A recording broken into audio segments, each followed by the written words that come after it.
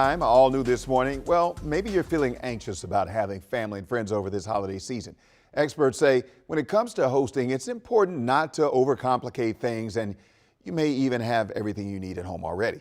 Marcella Robertson spoke with a local veteran, an event planner, who is sharing some tips to make your gatherings easier. Joining me this morning is Danielle Cowick, founder of Magnolia Bluebird, an event planning and design company. Thanks for being with us. Thanks so much. Good morning. Good morning. All right, holidays, full swing of things. We're hosting, we're having people over.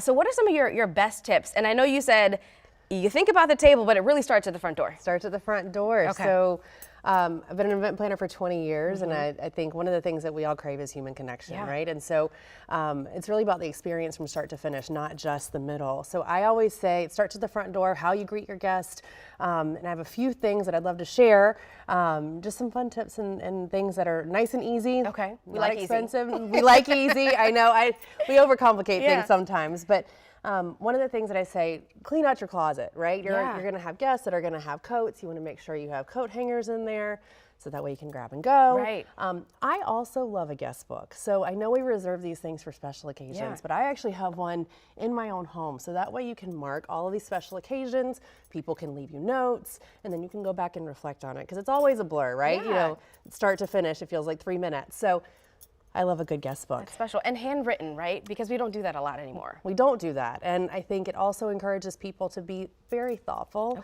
about why they're there. And so that's one of the things that I love. With social media, and we see all of these beautiful, tablescapes and designs, and some of them just are not attainable, right? Whether it's your budget or you just don't have the time. So talking about incorporating those heirloom pieces in things that you have, maybe things that your parents are willing to give up. Talk about that more. Love a good story, and I think that we invite people into our homes so that we can tell those stories down the road. And it's also about creating memories. So whether it's some candlesticks that you've inherited, or even your china, I've put together a couple of different looks today. Some more relevant, some a little more traditional, or one a little more traditional, but they incorporate a variety of different collections. And I think that that's a really fun and unique way, one, to make heirloom modern. I think a lot of people think of their grandmother's china, their parents' china as like sort of stuffy, and that's just not their vibe. But you can incorporate a really fun tiger placemat. And I also love a fresh color palette. So this is not your uniquely traditional holiday palette. Bring in the blues and greens, add a little pop of pink, still festive, still holiday, but not in your face. Yeah. And we have such a multicultural environment these days that I think it's also a really nice way to honor different people in different ways. Talk about proper way to set a table, because I know that's important. It is, and there's a lot of bad information out there. So you can see that there's a lot of layers here, and you don't need all of these layers. We've got our placemat at the bottom, and then your base plate. So your charger should either be removed after the first course or after the main course, but always before dessert. Okay.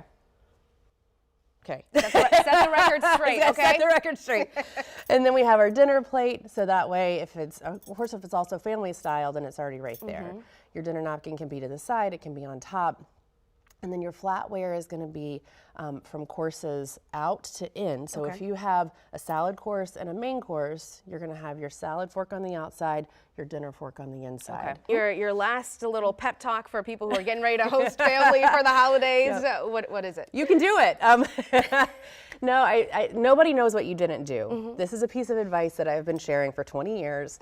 Do not sweat it. If you didn't get to the thing, if you didn't make the thing from scratch, like semi-homemade is great too, or store-bought or catered. Do not stress. It's the people. It's the intention over the perfection. Absolutely, every time. Danielle, thank you so much. Absolutely. We appreciate Thank you for it. having me. Thank you.